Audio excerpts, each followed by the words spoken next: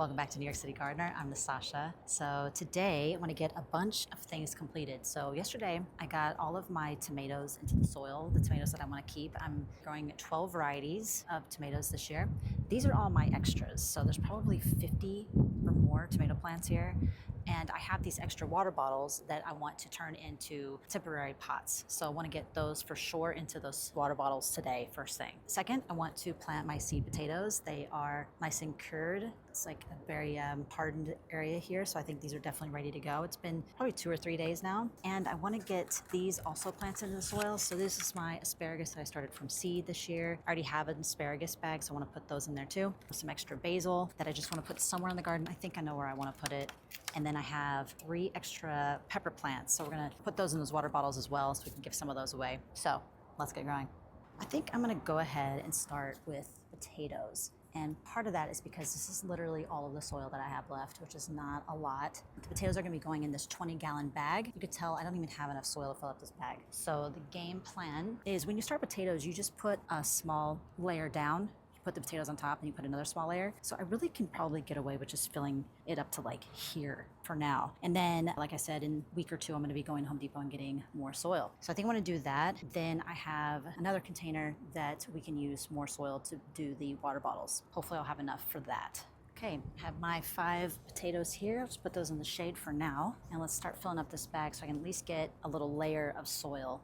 All right, we have the 20-gallon bag here. I'm gonna pour some of the soil directly in, and then I think I should be able to pick it up once it's a little bit lighter, and then I can pour more of it in here. Okay, so now I'm gonna put all 5 of these on the bottom.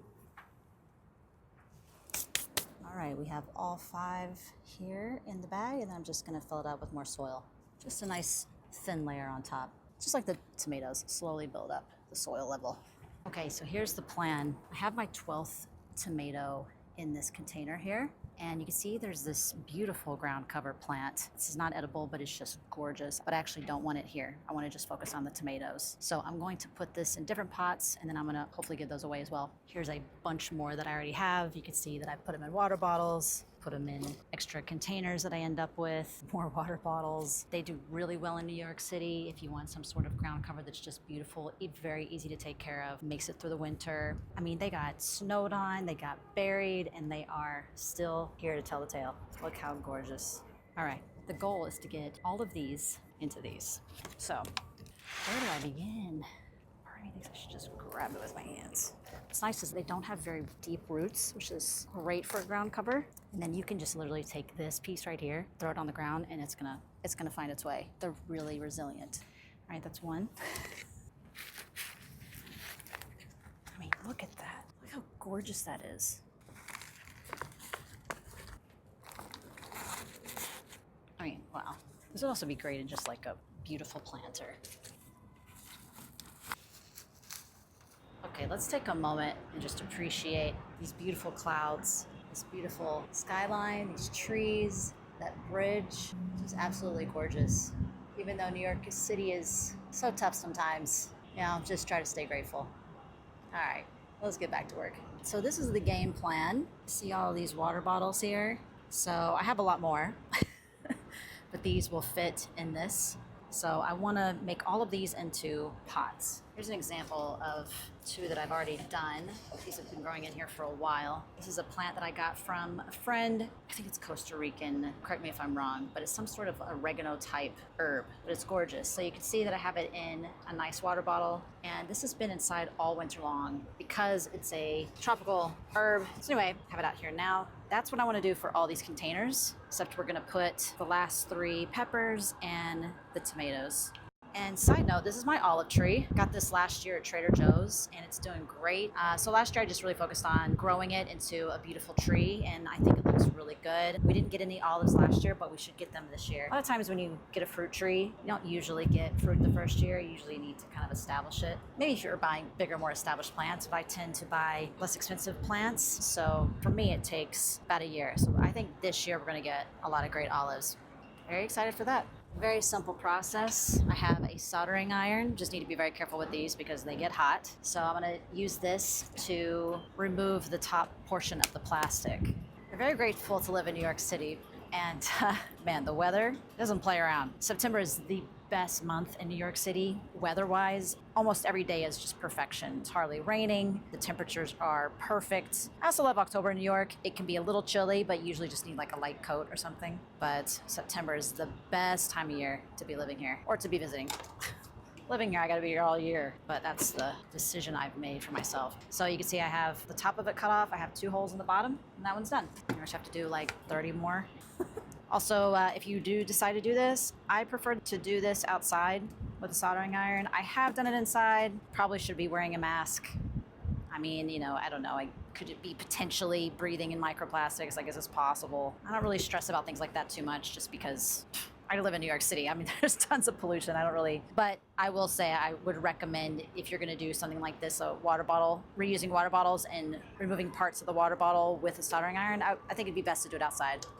But look at that. What a perfect temporary container.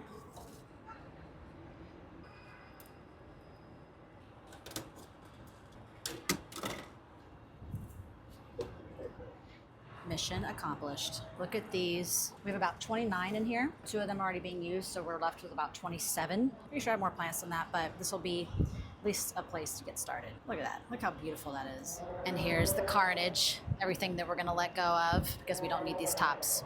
I'm going to be using this shoestring to create a way of wicking water from the bottom. So each container is going to get its own little shoestring. I have to hand water everything on the balcony. I try to come out here every day, but let's say I'm on vacation or something. This has an area in the back that can be closed or opened. So that way water can collect in it and they can soak up the water that they need.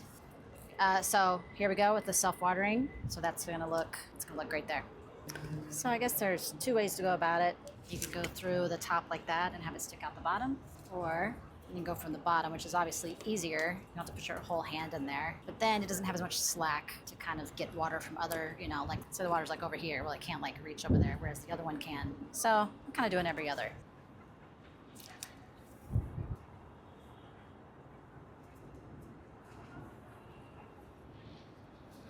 Last one, that took a while.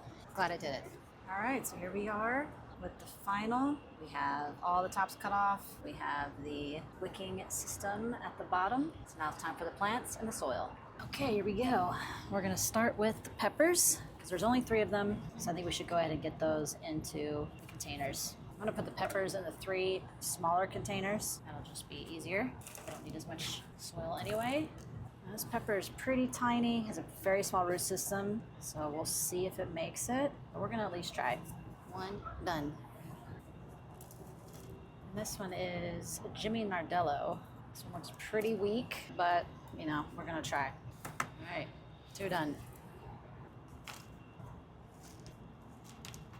Okay, gorgeous. This one's definitely looking good. I definitely wanna make sure I get this to someone pretty soon.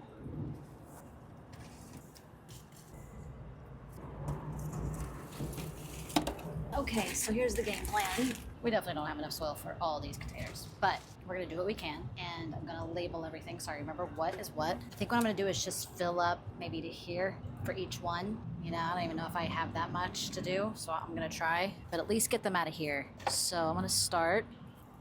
We have 1, 2, 3, 4. So these are the San Marzano tomato seeds that I got in Italy. I think I'm just gonna put them at the bottom like that. Yeah, right? Is that what I wanna do?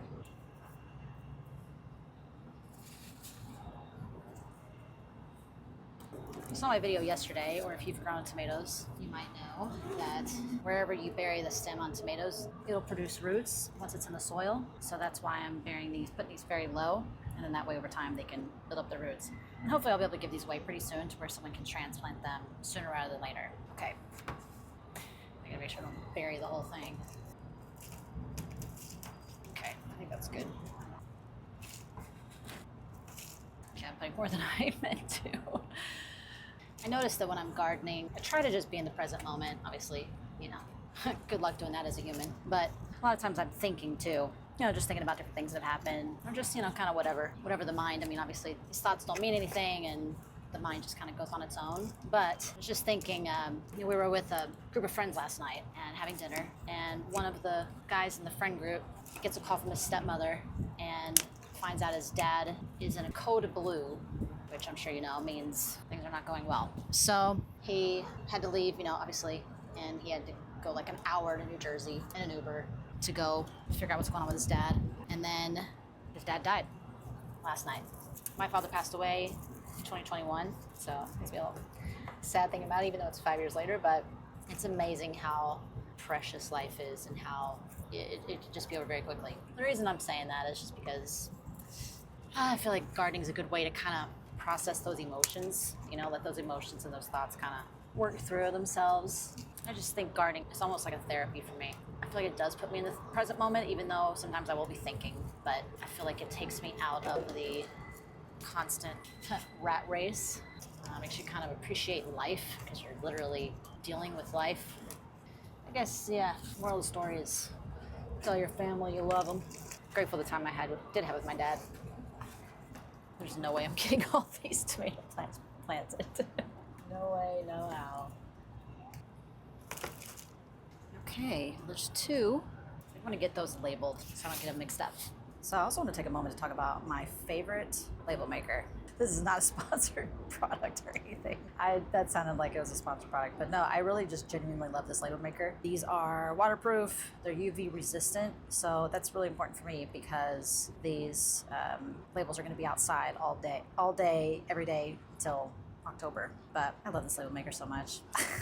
Look at these cute labels. So I take this, I put it on like that. Easier without the gloves, but look at that.